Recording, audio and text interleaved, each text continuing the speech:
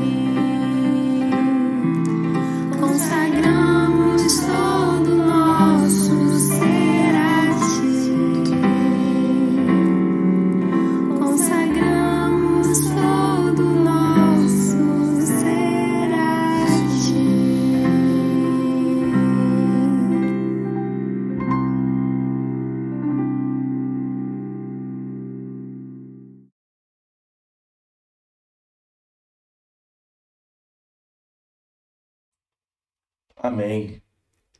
Que esse seja o desejo do nosso coração nessa manhã. Consagrar todo o nosso ser ao nosso Senhor, o único que é digno de todo louvor, de toda honra e de toda adoração. O nosso Deus é merecedor de que consagremos a nossa vida a Ele. Estudando então hoje, procurando meditar na terceira disciplina interior, que vai falar sobre o jejum. A primeira nós falamos sobre meditação, a segunda sobre oração e agora a terceira sobre o jejum. E eu quero então partir a meditação dessa manhã do Evangelho de Mateus, capítulo 6, versos 16 a 18, um trecho do Sermão do Monte, onde Jesus vai falar um pouco sobre esse assunto. Mateus capítulo 6, versos 16 a 18. Diz assim a palavra do Senhor: Quando vocês jejuarem, não fiquem com uma aparência triste, como os hipócritas, porque desfiguram o rosto a fim de parecer aos outros que estão jejuando. Em verdade, lhes digo que eles já receberam a sua recompensa. Mas você, quando jejuar, unja a cabeça e lave o rosto, a fim de não parecer aos outros que você está jejuando, e sim ao seu Pai em secreto. E o seu Pai em secreto, que vê em secreto, lhe dará a recompensa. Mateus capítulo 6. Esse é o nosso desafio nessa manhã. O desafio nosso nessa manhã em falar sobre o jejum parte então desse texto. E as perguntas que eu quero iniciar com você nessa manhã, nesse estudo, o que a Bíblia fala sobre o jejum? Será que o jejum ainda é relevante nos dias de hoje? Qual é o significado do jejum? Será que essas perguntas são importantes?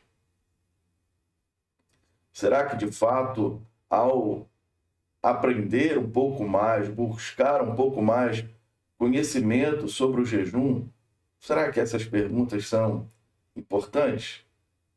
Será que outras religiões no mundo afora fazem jejum?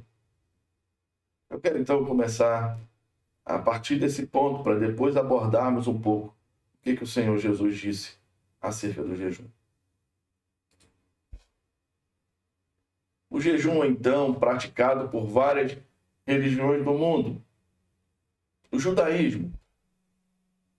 O principal jejum realizado pelo judaísmo é o Yom Kippur.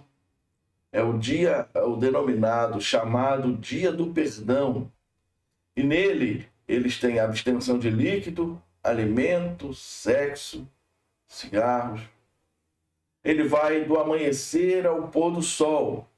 É um dia de total transparência, quando a pessoa deve, então, avaliar a sua vida e o seu desempenho. Como foi o desempenho da sua vida no ano que passou, no ano que terminou. O islamismo, o jejum é um dos 5 pilares dessa religião, da religião islâmica. Ele é um jejum obrigatório, uma vez por ano, no 9º mês do calendário islâmico, denominado como Ramadã. Comida, líquido, sexo, álcool são proibidos desde o amanhecer até o pôr do sol, com uma alimentação moderada à noite, acompanhada de orações. O budismo. No budismo, o jejum já existia lá na Índia pré-budista. esse hábito já integrava a prática da mortificação, no qual eles visavam alcançar a purificação corporal e a purificação espiritual. Essa prática ainda é conservada em alguns países, né? No Japão, isso é muito difundido, e é empregado até nas escolas, até mesmo nas escolas. O catolicismo, que fala sobre o jejum, para a Igreja Católica, para o catolicismo, o jejum foi sempre tratado como uma disciplina penitencial, algo capaz de punir alguém. E aí o jejum é incluído nessas disciplinas. É uma forma de renúncia àquele prazer que o alimento é capaz de nos proporcionar. E aí, a renúncia a esse prazer, né, em homenagear a Deus e também em solidariedade àqueles que não têm o que comer, àqueles que passam fome. Então, eles faziam o jejum por penitência, né, em homenagem a Deus e em solidariedade àqueles que não tinham o que comer. Eles também viam o jejum como uma forma de purificação e crescimento espiritual. Geralmente são feitos nas quartas-feiras de cinza, na sexta-feira santa, e aí está a cargo do fiel escolher a sua forma de jejuar, como ele vai jejuar. Mas a orientação da igreja é que ele tenha uma total privação ou a redução das suas principais refeições. Mas afinal, o que a Bíblia fala sobre o jejum? Qual é a sua relevância para hoje? Qual o verdadeiro significado do jejum? Qual é o verdadeiro significado? Nós já lemos, então, o texto de Mateus, capítulo 6, versos 16 a 18, que fala sobre o jejum. Se nós separarmos apenas o verso 16, quando vocês jejuarem, não fiquem com uma aparência triste como os hipócritas, porque desfiguram o rosto a fim de parecer aos outros que estão jejuando. Em verdade lhes digo que eles já receberam a sua recompensa. Já na sua época, então, Jesus vai advertir, né, para que fossem seguidas as orientações corretas da forma de jejuar. O jejum é uma prática necessária, pois o próprio Jesus, ele orientou e recomendou isso. O próprio Jesus orienta e recomenda a prática do jejum. O verso 17, ele diz: mas você, quando você jejuar, unge a cabeça e lave o rosto. Ao jejuar, nós não podemos jamais pensar que essa é uma boa oportunidade para levar as pessoas a pensar coisas boas ao nosso respeito. Era justamente isso que os hipócritas faziam no tempo de Jesus. O jejum é um assunto entre você e Deus. E o verso 18 continua dizendo, ele vai dizer, e sim ao Pai, ao seu Pai em secreto, e o seu Pai que vê em secreto lhe dará a recompensa. John Wesley, que foi um grande homem de Deus, grande avivalista, fala sobre o jejum da seguinte forma: algumas pessoas têm exaltado o jejum religioso, elevando-o além das escrituras e da razão, e outras o têm menosprezado por completo. Enquanto uns exaltam, outros menosprezam por completo. Nós não podemos levar o jejum a uma perspectiva que a Bíblia não mostra ter. E nós também, ao mesmo tempo, não podemos menosprezar, abrir mão dessa prática tão importante nas nossas vidas.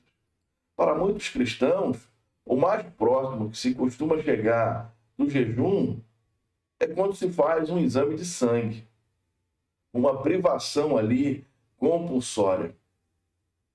Nesse sentido, o jejum vai se diferenciar do verdadeiro jejum bíblico, que o jejum bíblico é uma privação voluntária. Quando Jesus proferiu as palavras que nós lemos anteriormente, as palavras acima citadas lá no capítulo 6 do Sermão do Monte, no Evangelho de Mateus, partia do princípio que o jejum era uma prática muito comum naquele tempo, mas que precisava, então, ser esvaziada de sua religiosidade. Esvaziando da religiosidade, essa prática, então, poderia ser enchida, preenchida, cheia de uma espiritualidade frutífera. Chegamos, então, aos paralelos, a prática religiosa e a prática espiritual. Embora traga muitos exemplos de servos que jejuaram, a Bíblia não defende tal prática numa perspectiva funcional, mas sim numa perspectiva relacional. A Bíblia ela vai incentivar para que esse ato, essa prática, seja uma prática relacional entre o homem de Deus, a mulher de Deus e o seu Deus. Em 1 Reis 19, verso 8, nós temos ali a figura de Elias, né? Então Elias se levanta, come e bebe, e com força daquela comida caminhou 40 dias e 40 noites até Horebe, até o monte de Deus. Daniel, capítulo 10, verso 2 e 3, diz: naqueles dias eu, Daniel, fiquei de luto por 3 semanas. Não comi nada que fosse saboroso, não provei carne nem vinho, e não me ungi com óleo algum, até que passaram as 3 semanas. Lucas capítulo 2, verso 37 diz: agora era viúva de 84 anos. Ela não deixava o templo, mas adorava noite e dia com jejuns e orações. Nós podemos ver que o próprio Deus, quando instrui o seu povo acerca do jejum, o nosso Deus, vai desqualificar essa prática como um ritual. Para Deus, essa prática não pode ser um ritual. Ela precisa ser algo natural, um relacionamento. Isaías, capítulo 58, versos 6 e 7, nos diz assim: será que não é este o jejum que escolhi? Que vocês quebrem as correntes da injustiça, desfaçam as ataduras da servidão, deixem livres os oprimidos e acabem com todo tipo de servidão? Será que não é também que vocês repartam o seu pão com os famintos, recolham em casa os pobres desabrigados, vistam os que se encontrarem nus e não voltem as costas ao seu semelhante? Olha o que Deus está dizendo, que não é apenas um ritual, mas uma vida diante dele. Zacarias capítulo 7, versos 5 e 6.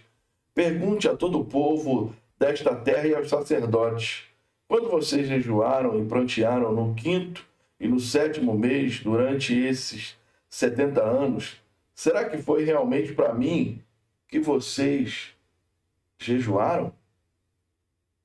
Quando vocês comem e bebem, não é para vocês mesmos que comem e bebem? Ou seja, para Deus, o jejum não é apenas um ritual, por isso Deus o desqualifica. A diferença, então, entre a prática religiosa e uma prática espiritual é que a primeira nos confere identidade e a segunda nos devolve a semelhança com Cristo. Ou seja, a segunda nos assemelha ao Senhor. A segunda nos leva à presença do Senhor. Jesus, então, alerta os seus discípulos a não tomarem o jejum como algo que os identificaria com os judeus, como judeus, mas como aquilo que os conectaria com o Pai. Em linhas gerais, Jesus está dizendo, olha, isso não identifica vocês como parte desse povo, mas isso conecta vocês à presença do meu Pai, do Pai Celestial. E tudo que nos conecta com o Pai nos ajuda você e a mim a ficarmos mais parecidos com Ele, consequentemente, com o nosso irmão mais velho, que é o nosso Senhor e Salvador Jesus Cristo. Agora, de fato, qual foi o ensino de Jesus acerca do jejum? Em Mateus 6, no texto do qual nós lemos, assim como todo o sermão da montanha, Jesus está fazendo uma releitura da lei.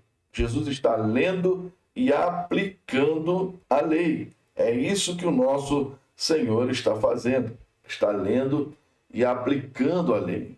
Ele está ensinando o povo a despir-se, a abandonar as práticas religiosas e a se revestir-se, vestir novamente agora de práticas espirituais. Aquelas pessoas daquele tempo, assim como nós, tinham exemplos de servos de Deus que viam no jejum um modo de benefício próprio. Davi foi um exemplo.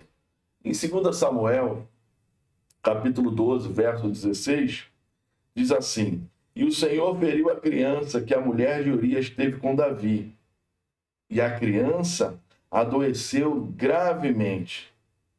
Davi suplicou pela criança, Davi jejuava, e entrando em casa, passava a noite deitado no chão. Não é como buscando benefício próprio que nós devemos efetuar essa prática espiritual tão importante na vida do cristão, que é o jejum. Ainda hoje, cristãos usam o jejum em situações extremas, como desemprego, vestibular que precisa passar, uma enfermidade, algumas necessidades e questões relacionadas ao casamento.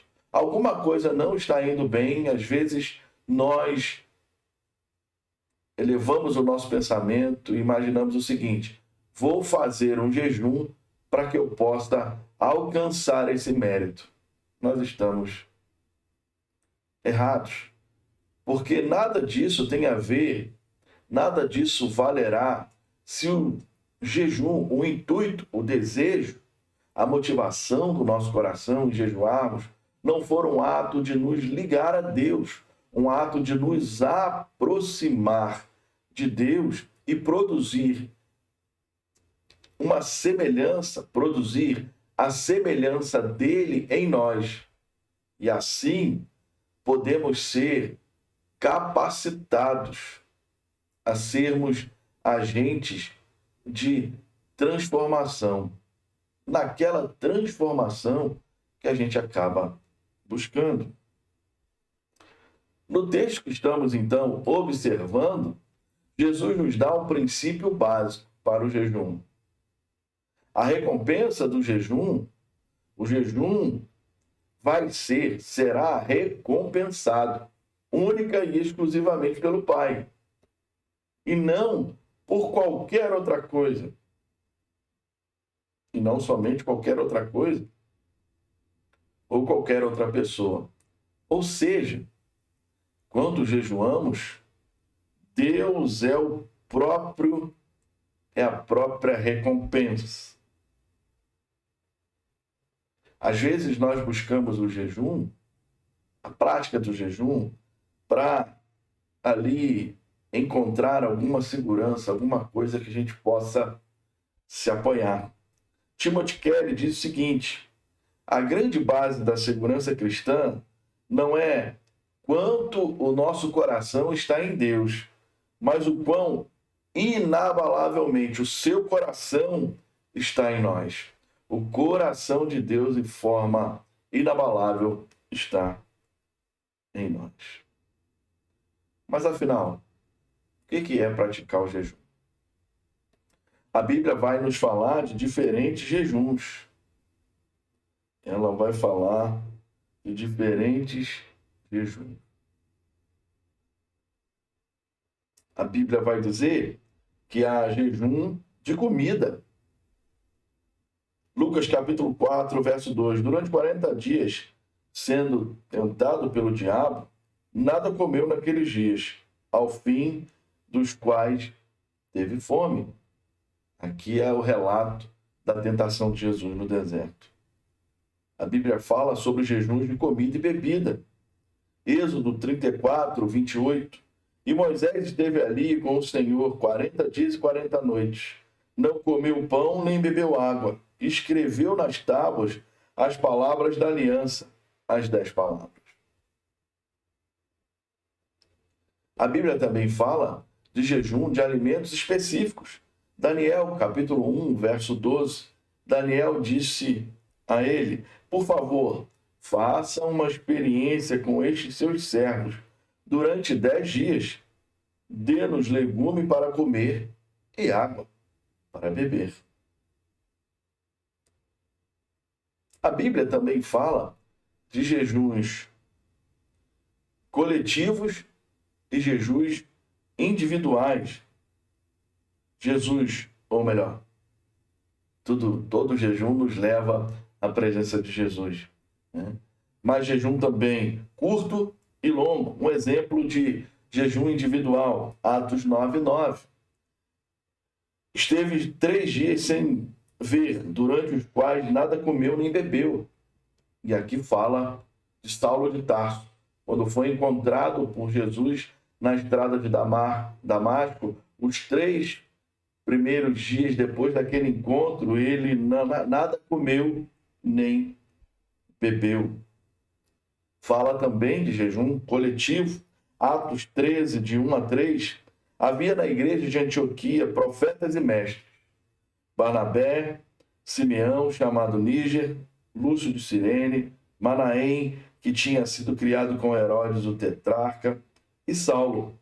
Enquanto eles estavam adorando o Senhor e jejuando, o Espírito Santo disse: separem-me agora Barnabé e Saulo para a obra que os tenho chamado.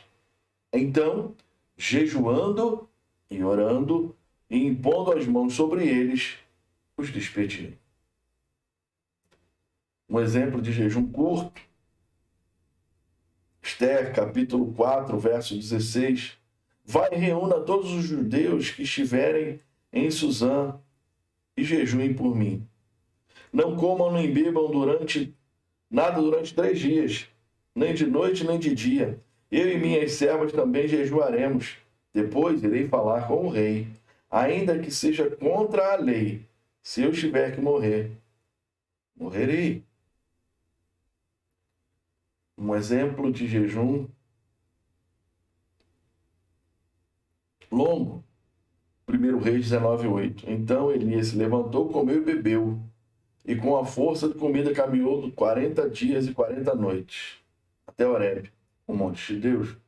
Aqui Elias ficou um bom tempo sem comer.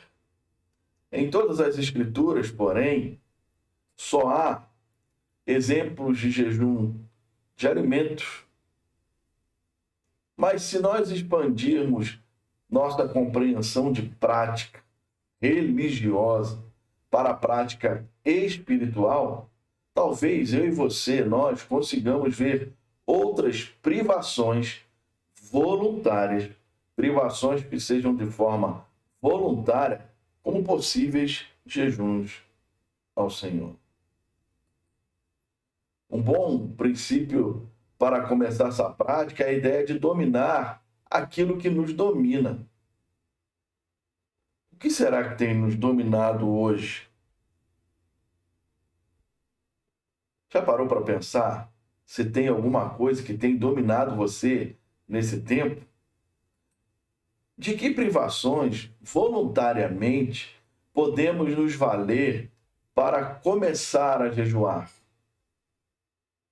Será que essas privações, nesse caso, no tempo que nós temos vivido, que é um tempo de pandemia, que é um tempo de reclusão em casa, de impossibilidade de ir e vir, nós poderíamos aqui elencar várias situações, como quem sabe dar tempo e atenção demais ao futebol, às notícias nesse tempo, uma beleza física, dinheiro, um estudo, entretenimento, competições. Olha, tantas coisas que podem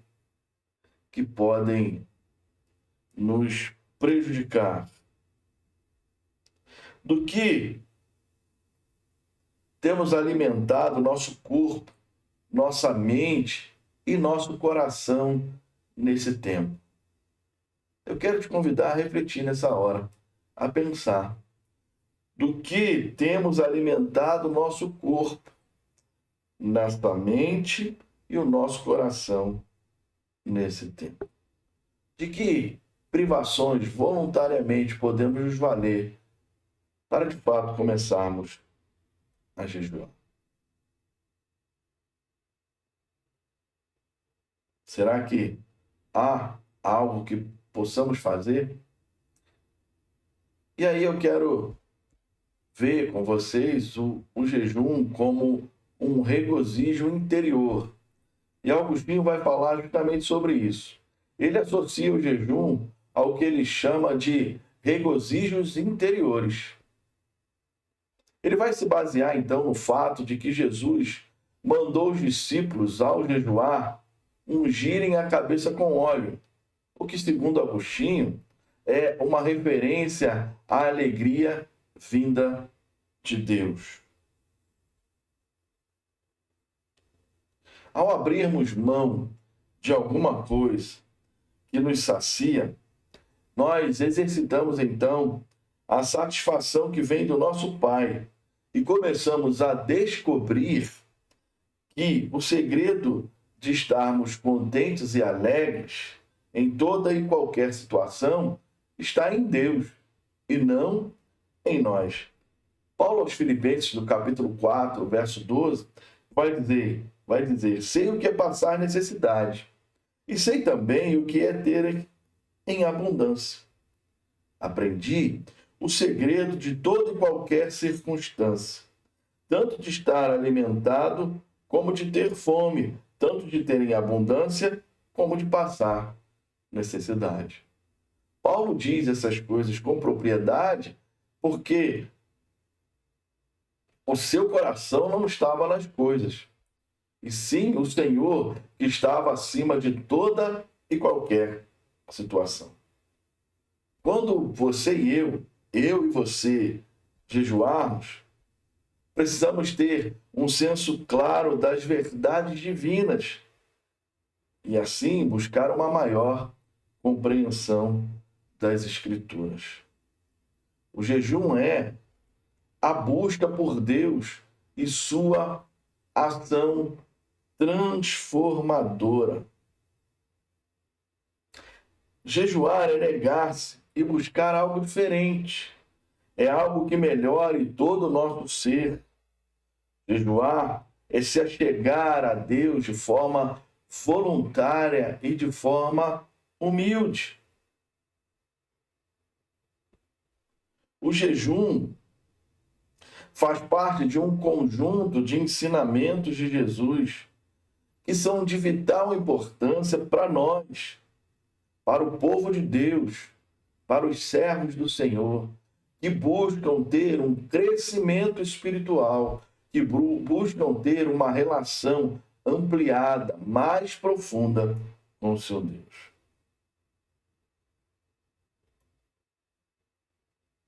O jejum não tem tempo. Alguns jejum para ter, quem sabe, um pressuposto. Quem sabe aí um pressuposto para poderes divinos, para serem mais santos, para terem, quem sabe, uma auréola na cabeça. Mas a gente precisa entender no dia de hoje que o jejum não é para isso. O jejum para nós não é dessa forma. Quando o crente jejua, o que acontece é uma aproximação dele a Deus. Nessa aproximação, aquele que jejua recebe o maior de todas as recompensas, que é uma crescente dependência de Deus. Será que nós não precisamos depender muito mais de Deus no tempo no qual estamos vivendo? Será que eu e você não precisamos depender mais de Deus nesse tempo tão difícil que temos enfrentado? Será que eu e você não precisamos viver mais na dependência de Deus e abrir mão da nossa própria vontade para que a vontade do Senhor se cumpra em nós? Deus tem nos dado esse tempo difícil, para nos aproximarmos a Ele.